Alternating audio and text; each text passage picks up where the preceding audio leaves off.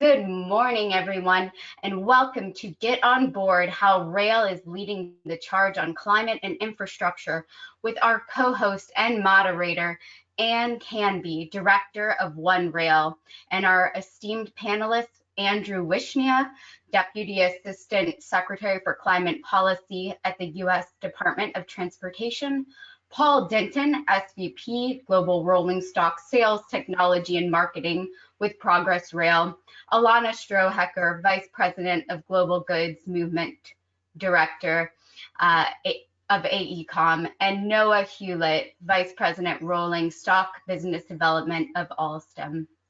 I am Madeline Stern, Director of Marketing, Membership, and Trade Shows at REMSA, the Railway Engineering Maintenance Supplier Association. We are a nonprofit membership-based organization located in Washington, D.C.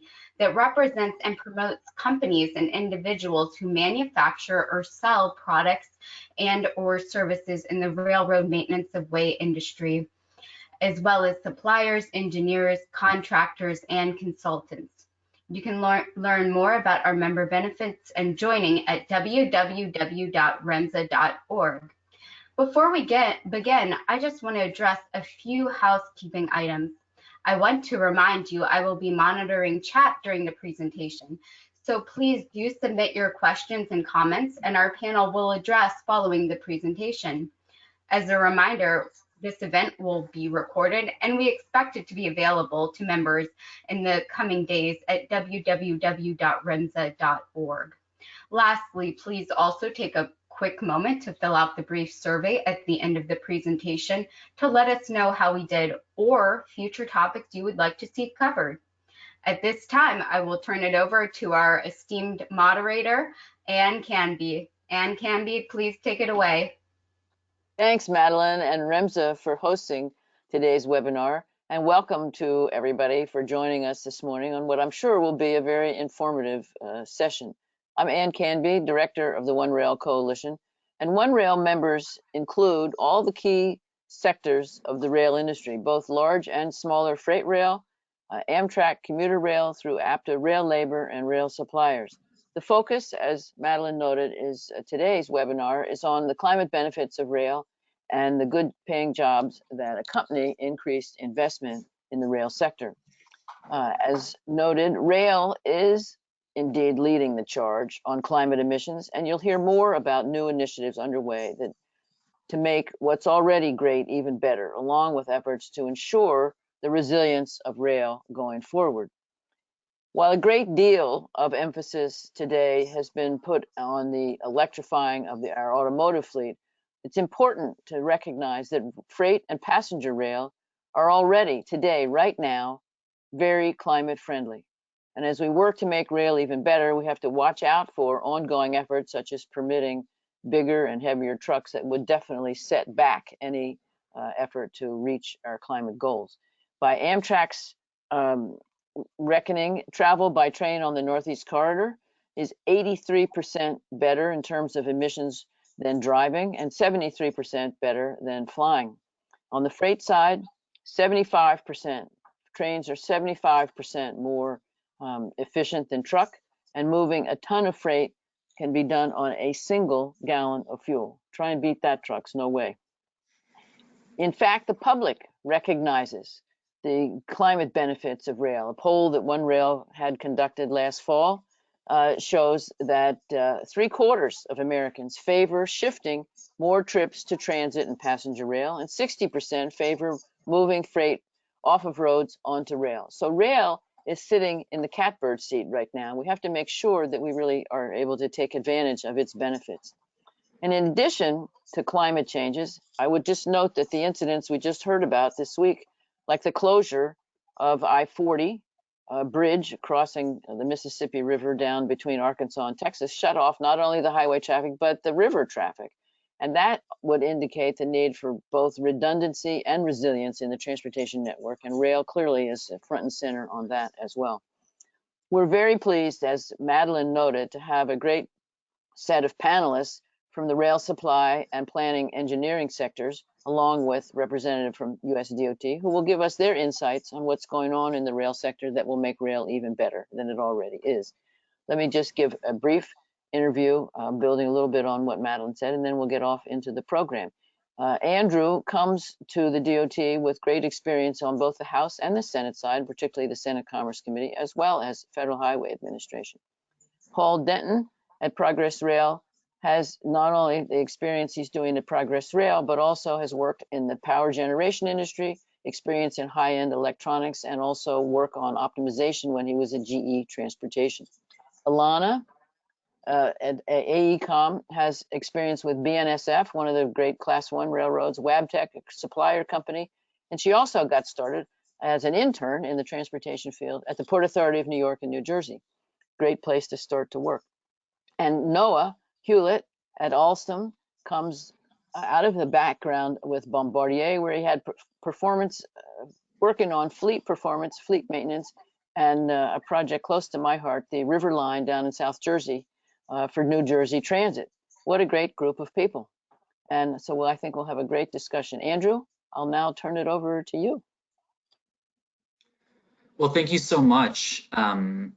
Anne and Devin and Madeline, Anne in particular, thank you for your leadership, you know, in this area. I think it's just been such a privilege working with you in multiple capacities, and it's an honor to be on this panel with Alanna and Noah and Paul, and get the sort of diversity of their perspective as well.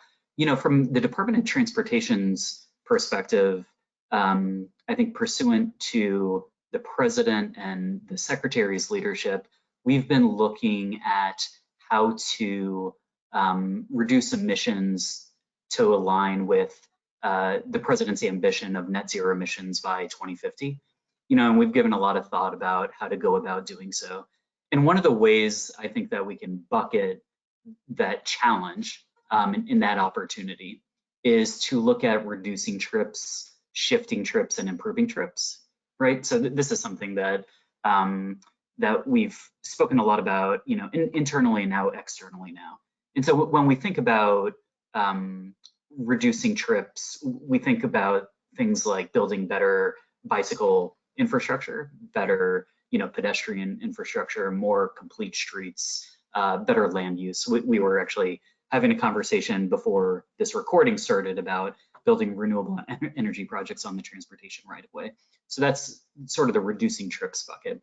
When we think about shifting trips, that's, I think, an area where we really want to sort of explore in earnest. And that includes shifting where possible, in not demanding shift, but providing optionality for folks to have options to ride transit and to rail.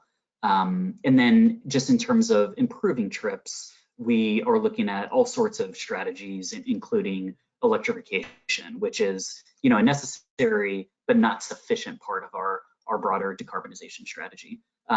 So that's not, you know, comprehensive or holistic by any means, but I think that helps us get the conversation started by thinking about how do we reduce trips, shift trips, and improve trips. And obviously all of that is undergirded by a performance management regime where we're actually measuring what it is that we're managing by better sort of climate tools, including climate modeling, better scenario planning, and the like. So that's kind of how we're thinking about things as a matter of policy. We're operationalizing executive orders, whether it's 13990, 14008.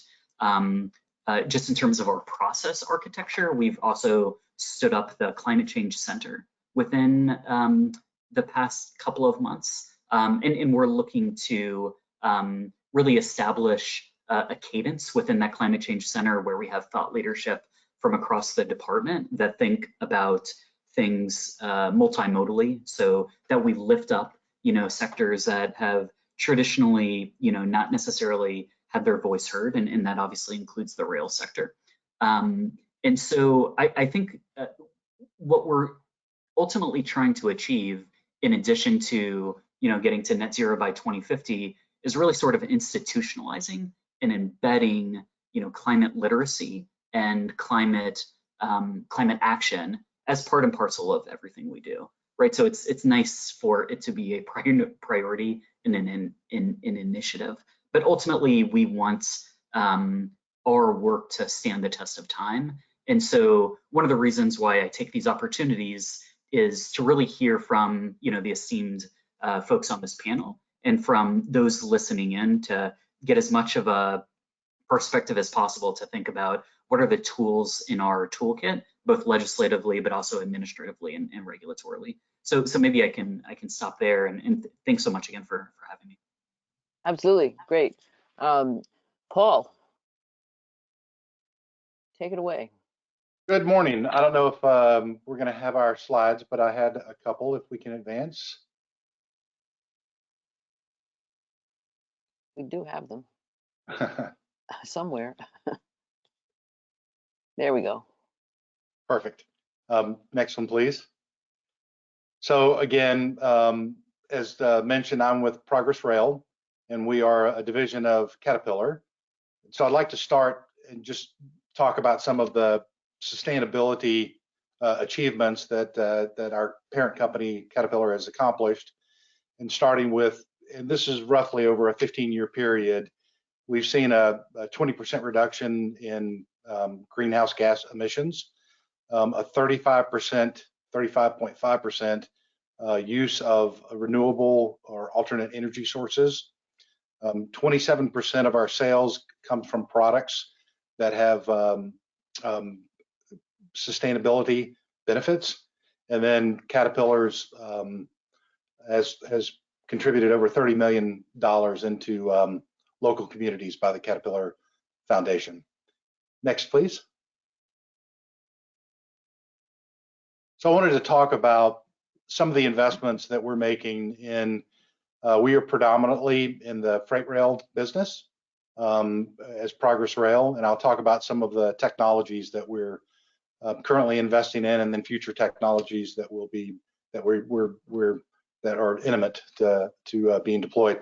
So I'll start off on the far left. So we have currently Tier 4 is the emission standard for diesel freight locomotives, and we have both those are available through EGR and SCR type technologies. We also have the ability to modernize older locomotives and bring them up to Tier 4 standards. And just to put that in a little bit of a context, the emissions reductions going from Tier 3 to Tier 4 are pretty significant. There was a 76% reduction in NOx, a 70% reduction in particulate matter, and then a 53% reduction in hydrocarbons. So that was a big leap from Tier 3 to Tier 4. And we continue to work on near zero and zero emissions type technologies. So we have deployed an all-electric battery locomotive called our Joule series, and right now it's predominantly in a switcher type of application because that's the sweet spot for the current cost and power density of the lithium-ion batteries. But as price and I would say duration of the batteries improve over time with production, we see no reason why that can't go into a freight locomotive. And there are some applications like mining applications where if you start at the mine and go uphill for 10 miles and then the rest of the trip is downhill to the port, a battery application is perfect because you spend the rest of the downhill trip recharging the battery. So those are, when you talk about freight locomotives or line of road locomotives, it's very mission specific as to whether battery is a good application or not. And then some additional energy savings that we've made investments in. Talos is our train automation solution, both in energy management and then an ATO, automatic train operation solution.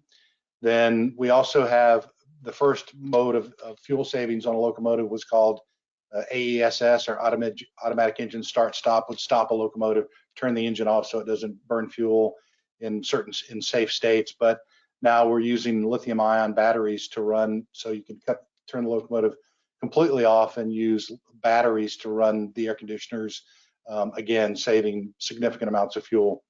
And then the final thing I'll just speak of is our a recent investment in a network optimization solution. So when I think about these solutions, the network optimization can save 15 to 20% fuel savings. Our Talos energy management, 10% fuel savings. So when you combine these technologies, you're getting up to the potential for 40% of fuel savings. And just to put it in using easy math, a railroad like a BNSF or UP would burn 1.3 billion gallons of diesel fuel per year, and a 10% savings of that means about a 42 million gallons saved per year. So they're very significant numbers when you talk about it, and then the corresponding emissions reductions associated with that, less fuel as well. When we talk about intimate technologies, again, I've talked about the battery locomotive, but we believe that there will be a bridge to battery or full electric or other, hydrogen type fuel cells, and we believe those bridges can be natural gas. You get obviously emissions reduction using natural gas, up to 30% NOx reduction over diesel, 40% PM reduction.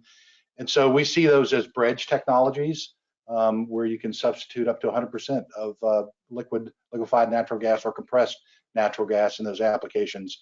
And then just finally, I'll talk about emerging technologies. We with Caterpillar and with our parent and in our own R&D laboratories, we're looking at a hydrogen fueled engine. So still an internal combustion engine that runs on hydrogen fuel cells, which are out in some applications for transit. And I think Noah will talk about those a little bit later. And then aluminum air battery technologies, and then also solid state battery technology, which just means, our current battery technologies are liquid or gel electrolytes and electrodes.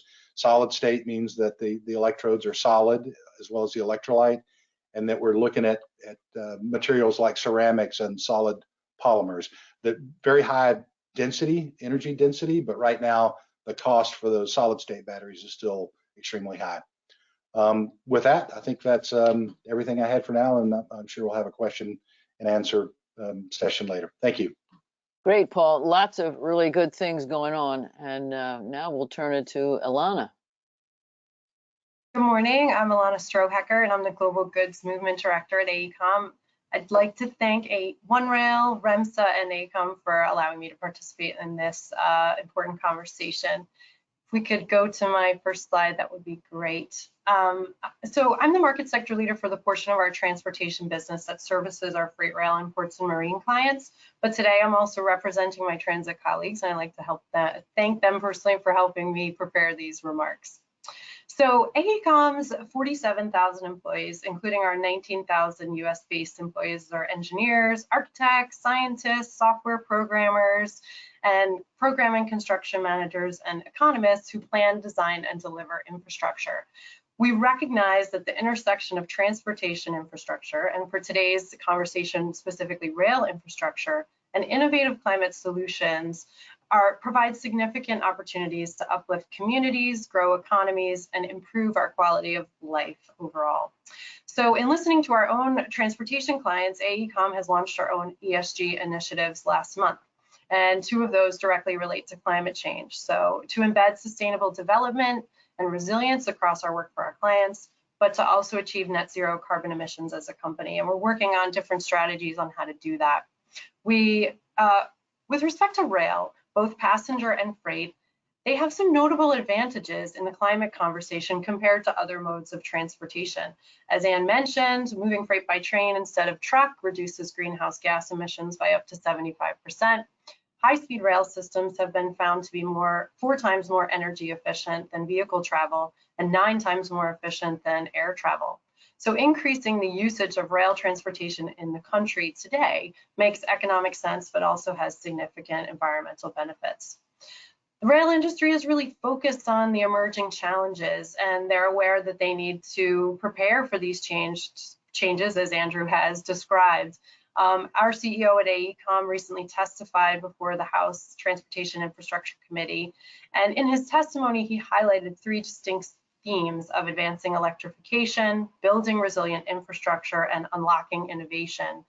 Our transit clients and freight clients are investigating electrification or zero emission technologies, Both freight and transit are looking to build resilient infrastructure to protect from disruptive weather events. And last but not least, as my fellow panelists have described, everyone is looking for ways to innovate to create climate solutions for tomorrow. Similar themes have been highlighted in the America's Jobs Plan, which is great. We see this as a wonderful opportunity to make transformational investments in rail infrastructure that will have economic and environmental benefits as we recover from the pandemic and as we transition to a lower carbon economy. So we can move to the next slide, please. So AECOM has some great examples of where we've tried to help our clients. Within the transit industry, AECOM has planned and delivered recent infrastructure solutions that have supported climate action. For Valley Link, we helped that agency develop their sustainability policy, moving towards zero emissions, leveraging wind and solar technology for a new electrified rail corridor. AECOM is also providing support to Brightline 1 in its efforts to identify and implement higher speed rail between city pairs that are too long to drive and too short to fly. When we look at the America's Jobs Plan, we are pleased to see proposals associated with upgrading and expanding the Northeast Corridor. By making the necessary investments in the corridor, the NEC proposal will increase usage of passenger rail, but will also support climate change and resiliency goals while also reducing vehicle miles traveled. Other mega projects such as the Gateway and the Atlantic Corridor on the East Coast support the same initiatives. On the West Coast, we see California High-Speed Rail project as a critical initiative. To prepare for California high-speed rail service in the longer term along the peninsula to San Francisco, AECOM supported Caltrain in the effort to electrify their corridor, reducing emissions and increasing service frequency in the near term. Resilience is also a major consideration of the American Jobs Plan and a growing consideration for the freight rail industry. AECOM is currently developing a flood mitigation study for BNSF Railway to understand the potential flood impacts with more specificity, as well as a cost-benefit analysis of risk reduction strategies. We're also working with a Class 1 railroad to install electric vehicle charging stations and intermodal terminals, and we performed a solar energy study for another Class 1 railroad. So looking forward, freight rail infrastructure that can achieve climate goals, we look at projects like the Howard Street Tunnel as transformational, which can increase rail capacity while taking more trucks off our nation's highways. With the inherent energy efficiency of rail, the intermodal container business continues to grow, which also takes more trucks off our highways if it goes by rail. And so that will also increase rail investment in intermodal terminals, which is another place to look for innovation with respect to freight rail infrastructure. As an energy consulting business, it's AECOM's mission to understand the strategic direction that our clients are taking with regard to climate actions. We can offer design solutions and share best practices with our clients, incorporating the ideas of electrification, sustainability, carbon reduction. But all of us on this call together can help the rail industry future-proof their infrastructure by building opportunities to develop additional sustainable actions as innovation and technology rapidly advance. AECOM recognizes that climate change is a way to have more significant conversations as an industry, and this is an area for a great promise, providing us all, especially my fellow panelists, a chance to learn, change, and grow together, much like we're doing today by participating. So I appreciate the opportunity to speak today. I look forward to working with all of you to create the future of the rail industry, a future that delivers enhanced rail infrastructure for goods movement and passenger mobility, balanced with greenhouse gas emissions, improved public health, equity, and justice. So thanks, appreciate it. Great, Alanna. Lots of opportunities that rail brings to make things better, not just climate, as you noted. Excellent. Okay, Noah, over to you. Whoops, you're on mute. Excuse me, apologies. Trying to make sure there's no background noise. Just bear with me a moment as I share my screen here. Okay. This is new for me, this setup, so bear with me for just 1 second here. For whatever reason, my presentation didn't show. So why don't I just start talking, because I'm having a little bit of an issue with the tool here. So I want to talk a little bit about Alstom just in general from where we are. Can you see my screen? I can't tell. Yes, you can see the PDF. Yes, okay, great, because it doesn't actually show that. Awesome. Awesome. So thank you. So Alstom is, we can like to consider ourselves the leaders of green and smart mobility worldwide. And it's an interesting perspective that we share because we do represent the full value chain of transit-oriented solutions, not just rolling stock, but the signaling solutions as well, infrastructure, and rail operations and maintenance services. So it puts us in the unique position to have lots of different inputs and opportunities to help our customers, not only with solutions, but looking towards greener, more sustainable solutions. So we try to partner with all of the relevant stakeholders on the customer side, on the government side as well, to ensure that we're optimizing these networks to help everyone understand what their inputs are and how can we help reduce our carbon footprint. How do we become more efficient? Can we reduce fuel consumption? Can we offer additional technologies that may take away some of our reliance on these diesel-based products in particular? So we strive towards leading the way with this mobility by considering ourselves technology leaders in the market. As the first rolling stock provider in the world with an operational hydrogen fuel cell powered train with our Heulitt product, we think we're living up to that right now. And we see the market is following along with. As Paul mentioned as well, the Progress Rail is investigating the hydrogen technologies. Multiple other competitors are investigating hydrogen technologies, as well as battery solutions as well. We feel it's important to not be specific to one particular solution. It's important for us to represent the full gamut of solutions because there is no one solution that fits all customers. Each customer has unique needs and demands, and our goal is to help work with them to identify what the correct solution may be for that particular application. So with that, we try to stay true to these core values of Alstom, our ability to be agile, inclusive of others, and responsible for ourselves and as good corporate citizens. So we're really proud to be working together with our customers, with the rest of our industry, with government as well, to make sure that we're making transportation easier and a bit more intuitive for our customers as well. So I want to talk a little bit about some of the solutions that we have and what we've been doing out on the marketplace. And I think it's really kind of exciting now that we're really gaining momentum here within the marketplace of these green alternate technology solutions. So there's some familiarity, obviously, with our Heulitt product, right? So we see that pretty well displayed all over the place. It is the first revenue service hydrogen-powered train in the world. We've accumulated over 200,000 kilometers in revenue service with 2 production units in Germany, and we have additional orders for products in France, Italy, as you see on the next item there, the Caradia Stream fuel cell multiple unit train. As demand has grown, there's been additional requests for, can we do it in a larger vehicle? Can you make it a bit more accessible for a true regional train replacement?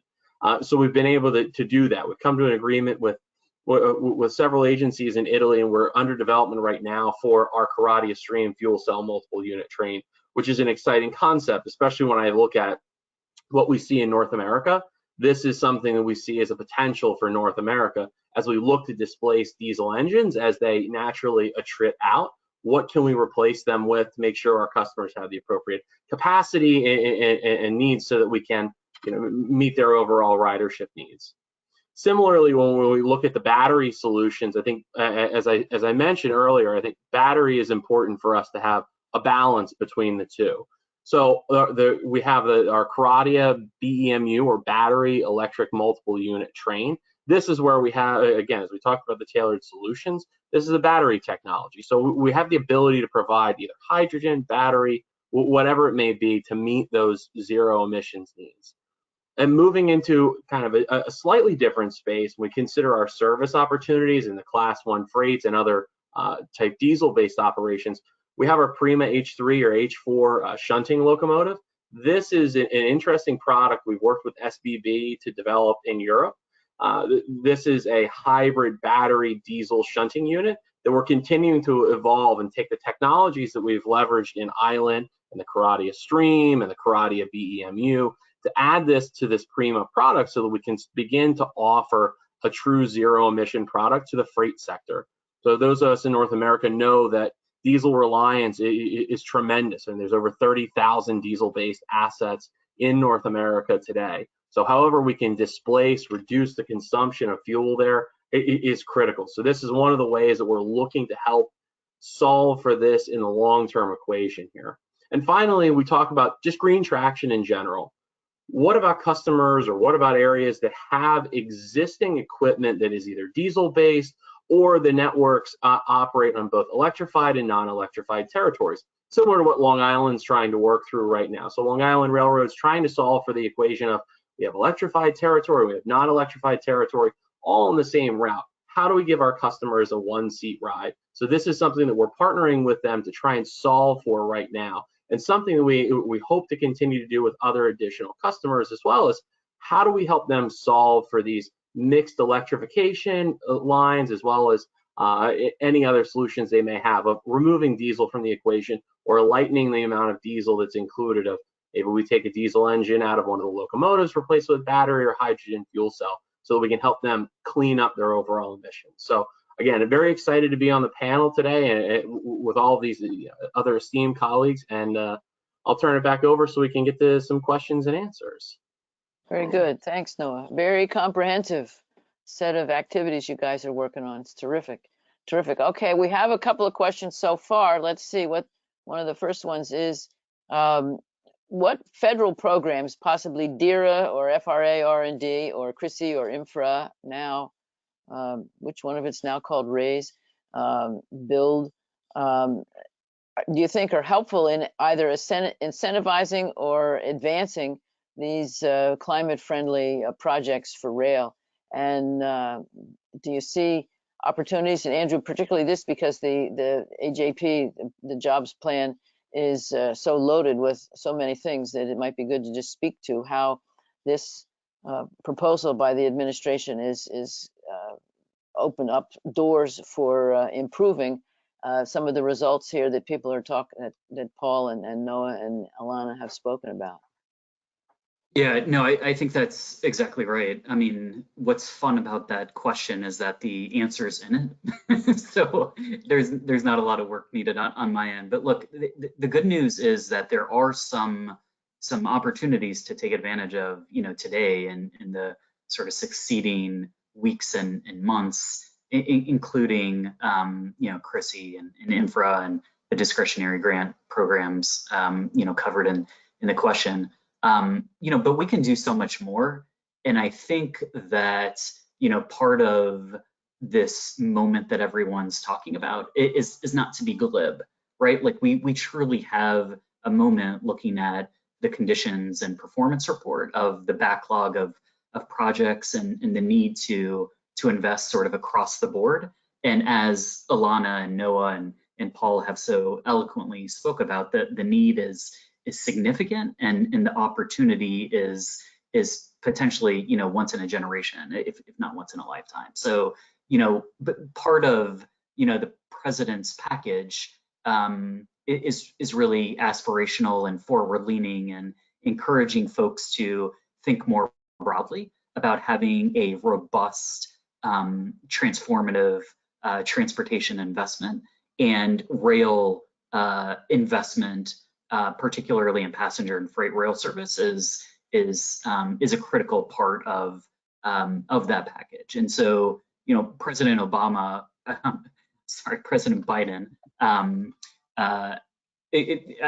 both administrations did well from my perspective, but President Biden is calling on Congress to invest $80 billion as an adder, to supplement additional investment to address Amtrak's repair backlog, to modernize the high traffic Northeast corridor, to improve existing corridors and connect new city pairs, and to enhance grain and load programs that support passenger and freight rail safety, efficiency, and electrification. And so we're working with stakeholders and folks on the Hill on program design to make sure that investment triggers an adequate response, to solve not just for climate, by the way, but also for safety, equity, and other Biden-Harris administration priorities. But we're looking for solutions I think across the board, what we can be doing better, both legislatively, and that's through the AJP package,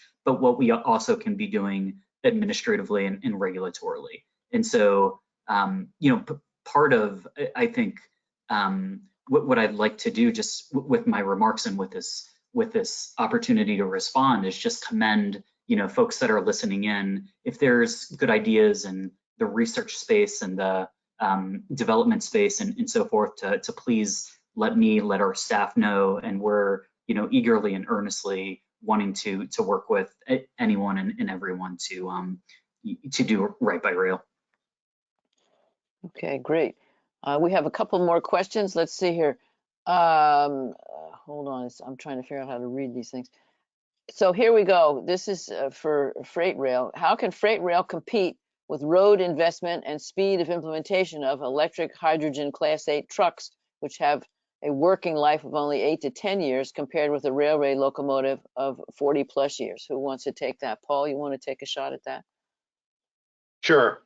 So I'll just say the funding conversation is a very important conversation, right? As we look at the technologies that are emerging and that are available, the first thing we're trying to understand is what's the life cycle cost, what's the productivity of the vehicle going to be, and what's the reliability of the vehicle over its life. As you mentioned, freight locomotives last 30, 40 years, and that's the expectation of our customers. But as you're looking at different types of prototypes, we can't afford, like typically, our R&D budget can't afford the investment by ourselves. And so we partner with government agencies and our customers to try to get that funding to put those proof of concepts out there, because that's where you have to start with these emerging technologies. And so I think the answer is all of these technologies, whether it's battery or hydrogen or natural gas technologies, you develop it, deploy it, and then you kind of continue to monitor its performance over time. But the understanding is it has to be designed for longevity and designed for the mission. So that's kind of how we attack it. It's whatever replaces that diesel engine is going to have the same performance and life cycle cost and longevity as the diesel engine that you're replacing. Great. Andrew, do you want to comment at all on collaboration and coordination with the DOT and Energy on research opportunities and how rail fits into this whole challenge for lower power use? Yeah, and we just had a meeting between FRA and the Department of Energy earlier this week, and we started talking about synergies and opportunities to collaborate. Just to be completely candid, I'm not sure that we can claim that we're coordinated right now on rail, R&D opportunities. And I think part of that is not a reflection of all of the great work that's happened over the course of the past several months, but we're building sort of that collaboration from scratch again after the previous 4 years, despite the fact that there's been great career work and collaboration in those intermediate stages. But I think that going forward, we're going to be working with the Hydrogen Fuel Technology Office on hydrogen. We're going to be working with the Department of Energy and VTO in particular on electrification. And look, we're going to be probably discussing biofuels as well. I think we're interested in pursuing greater collaboration, and I think we're going to have to work hand in glove going forward to sort of solve our greater kind of transportation electrification and decarbonization strategy. Great. Alanna, someone's asking whether AECOM can provide more details on the charging stations for BEMUs, since you mentioned you're working with a Class 1 railroad. Sure. I can probably be a little confidential just because I didn't name the class one on purpose. But certainly, you know, it's a progressive project and an interesting way that they're thinking about their own infrastructure, not only and making a multimodal consideration of how to go forward from a climate solution, right? So those electric vehicle charging stations are not for locomotives. They're for the trucks that might be coming into an intermodal terminal. So I think the railroads are taking more of a holistic approach, and I think that's exciting and a good place to be. One other thing I just wanted to note, and about the previous question about how freight rail can compete is, you know, I think we both mentioned it in our remarks, is that, you know, transportation by rail is already more energy efficient today than moving by truck. So I think it's incumbent upon a lot of us to make sure that that message is getting out there as everybody tries to increase their climate solutions across modes of transportation. Rail's already ahead of the game, so we have to be sure that that's known out there in the industry and people are making the right logistics choices. As you can see, most companies, right, are touting energy solutions and their ESG initiatives. So hopefully that trickles down into supply chain decisions and people look at rail with a renewed interest. Right. For all of you, particularly Alanna, Noah, and Paul, can you speak to how you've seen the level of interest in moving to much lower emissions from your clients' perspective? I mean, I think people are sensing an opportunity. Can you speak to that a little bit? Sure. Happy to kick us off here. We've seen a tremendous amount of interest. With the introduction of the island several years ago, there's been a tremendous amount of appetite, both from a customer perspective as well as from, you know, or the other associated stakeholders, and how do we decarbonize? What's the path forward? I think this is one of the things that we hope to do in this process, as well as how do we, I want to demystify the process of decarbonization. It's not just, you know, we take a magic wand and boom, everything's hydrogen and the world is great. There is an iterative process that we need to work through to get ourselves to this full decarbonization. So this is why we talk about, okay, how do we remove the existing diesel from the equation today? How do we reduce that? Is that a biofuel question? Is that a question of a battery, hydrogen replacement, et cetera? And then the next steps is, how do we plan as these assets naturally, you know, attrit out over time? What do we replace them with?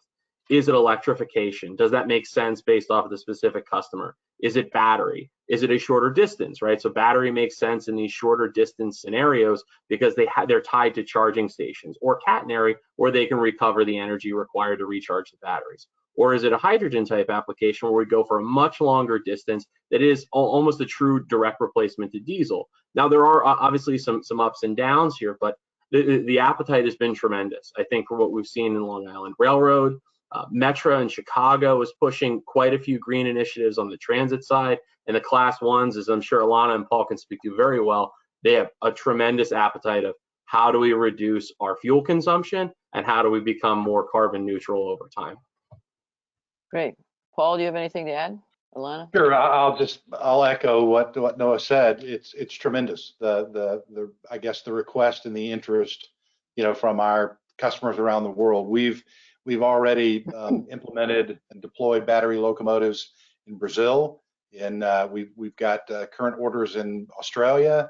We have current orders in North America. So battery is certainly taken off. Again, I said right now the sweet spot is around switcher type locomotives because of the duty cycle and that they come back to the same place in the evening for recharging to make that convenient. And then we've got customers globally that are already running biofuels like palm oil and renewable diesel fuel. So, and we've been doing that for quite some time. And then in former CIS, we've deployed natural gas solutions. So it's big. I mean, and it's coming in all directions, and so it's great.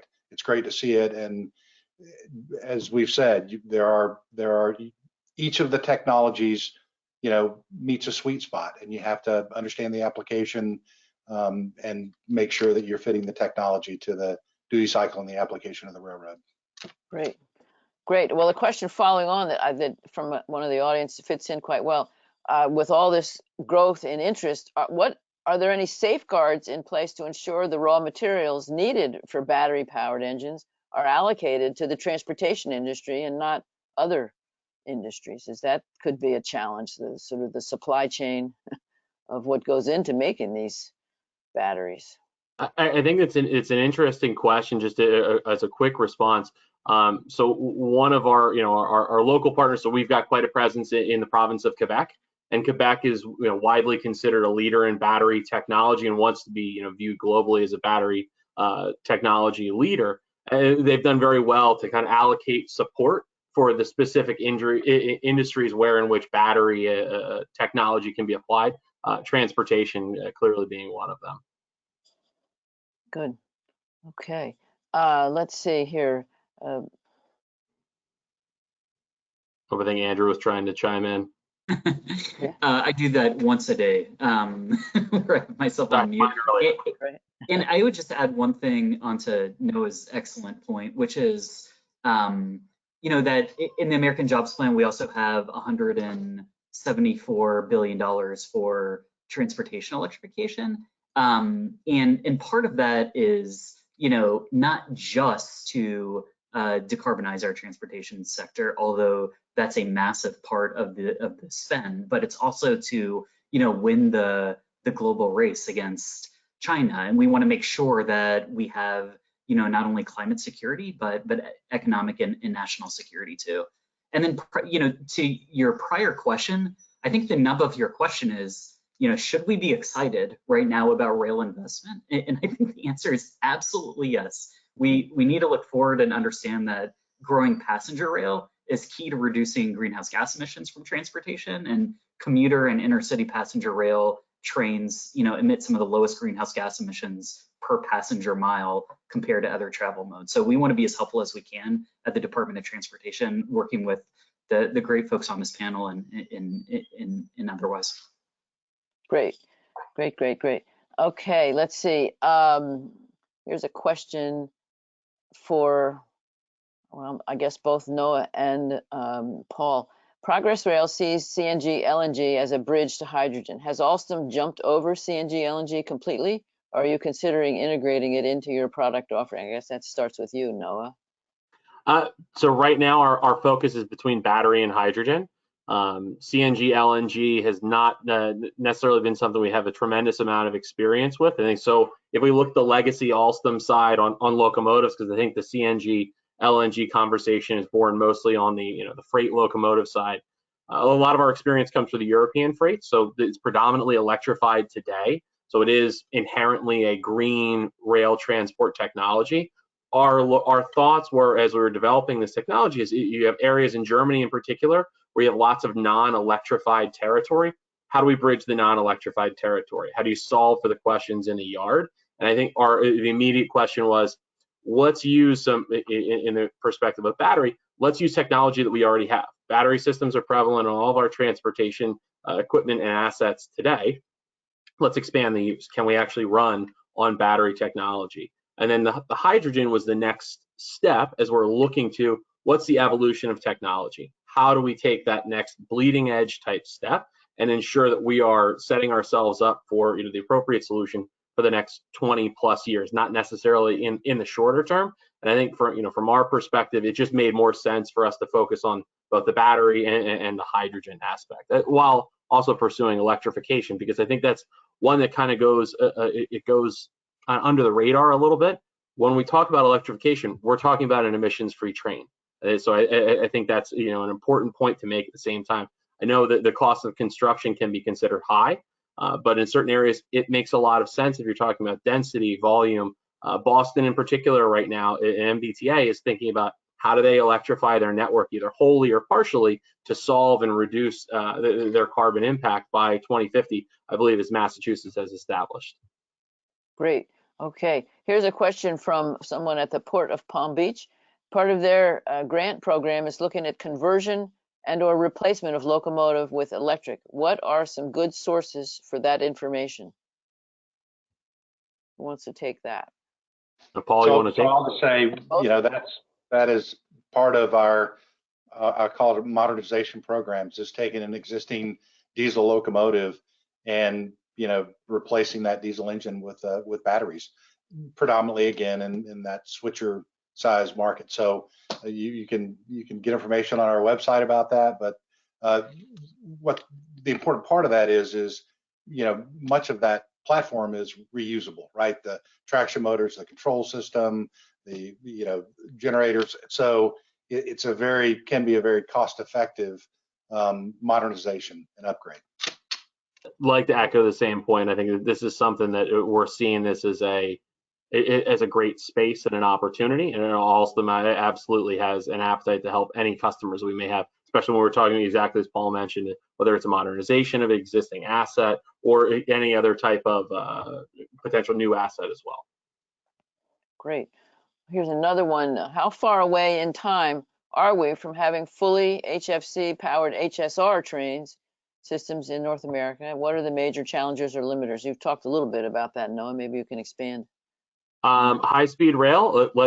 High-speed rail is exciting. So I'll say this: we're very pleased to be building the current Amtrak Acela trains and look very forward to introducing those into service as the only operational high-speed train in the United States. We're looking forward to California completing their program as well to complete high-speed rail on the West Coast.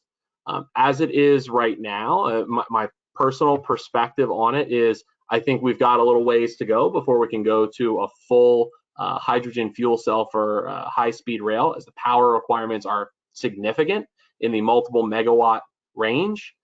So it's a problem to solve. We're working with our technology providers to get there. I would personally like to start with just the first hydrogen fuel cell train in North America. So I hope to work with Andrew and others to get one in service here within the next couple of years, because we'd love it, right? We have the opportunity with what we've done with the island.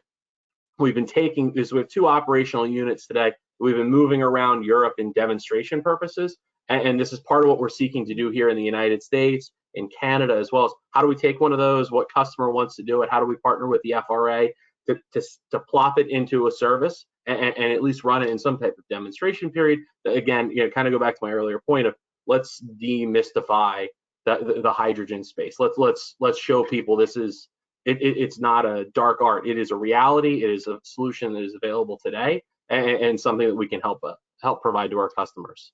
Yeah, terrific. Well, we're getting close to the end. I have a question that sort of could be for everybody. You've all talked about great and exciting things that are going on and that are yet to come. And one question I have, having led a couple of state DOTs, and all of you well know too, that we live in a pretty highway-centric world in the US. How do we approach messaging the opportunities that rail provides, both on the freight and the passenger side, so that the trend that we've been following sort of begins to really shift and rebalance, I would say, the transportation system? Telling people they have to change is sort of never the right way to go, I don't think. But how do we help people understand that changing can be good for them as well as for the climate? Who wants to talk about that? Alanna, you want to step up first? Yeah, I'll take a shot at it. I mean, I have a couple of thoughts. All of us have sort of recalibrated our commutes over the last year, right? We've all not driven our cars as much as we did probably 12 months ago. I think there's a real opportunity as transit agencies look at returning, you know, they've all returned to full service, but there's an element of messaging, that opportunity to kind of come back to transit and use transit as a carbon friendly option, which is this conversation just doesn't apply to the rail industry, right? We're all thinking about ways that we can improve the world. And so thinking about how you can take a look at your commute and provide some carbon friendly options for it is something that I think that we should be working together as an industry to present to our individuals, to our employees, to our colleagues, to our relatives, and in promoting passenger rail as an opportunity to do your part. And I think we have to work together as an industry to do that with government.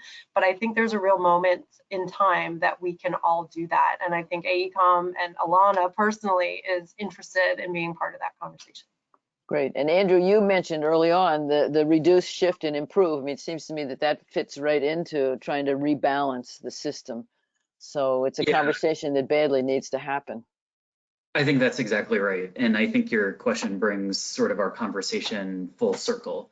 I think if we talk in terms of optionality, look, we're not trying to force people to choose one mode of transportation versus another, but we want to provide options for people to be able to take advantage of rail, for folks to be able to take advantage of transit.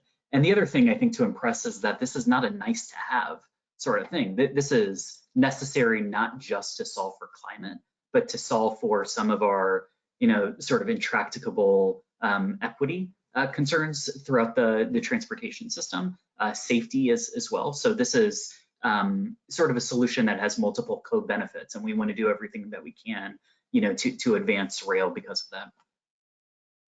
Good. Paul or Noah, any comment on that one? Sure, I'll just speak from a freight perspective, right? That's our predominant market. We started with technologies to optimize the efficiency of a locomotive, and then we moved to optimizing, the efficiency of the entire freight train.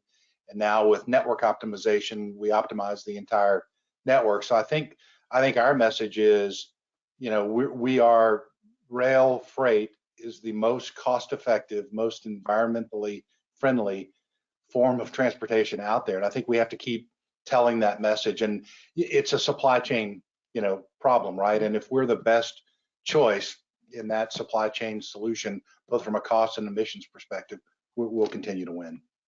Yeah, great. Okay, here's a couple more questions coming in. One asking about the idea of putting electricity transmissions in rail right-of-ways, both to electrify rail and to carry electricity from areas where wind and solar is produced. Andrew, you spoke about that a little earlier.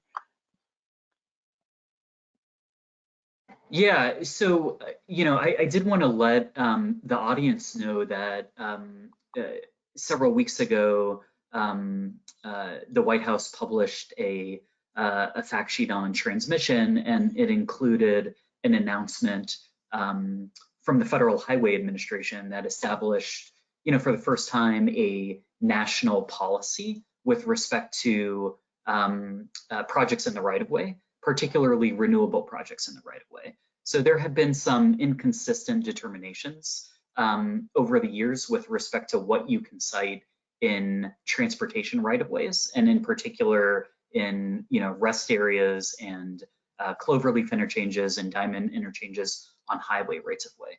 So what we did is we provided guidance that said, regardless of whether you're in Tennessee or Oregon, everyone should be interpreting the law the same way. And so this policy clarifies that renewable energy projects, including solar arrays, wind turbines, those are allowable within the highway rights-of-way. And we would encourage other modes of transportation, including railroad rights-of-way, by the way, to support clean energy technologies, including renewable energy projects, transmission, broadband, and so forth. So we would love to work with the folks on this call to see what more is possible and how we can support your all's business line and sort of mission proposition. Because in addition to reducing carbon, we also want to promote zero waste across our transportation system and transportation assets, and this is one way to achieve that. Great. Okay, we're a minute away, and I just want to thank everybody for participating, and particularly the panelists for their great thoughts and stories about what's happening and what's yet to come to make rail even better. And I think we've clearly demonstrated that rail is leading the charge and will continue to do so. And Madeline, anything for you to close up? No, that's all. I just want to say thank you again to our panel and our moderator and the OneRail team. Please do not hesitate to reach out to myself or Anne with questions And again, thank you so much for your time today. Have a great day. Great. Thanks to Andrew, Alana, Noah, and Paul. Great job. Really good. Thank you. Honored to be here. Thanks very much. Yeah. Thanks so Cheerio. much. Bye-bye.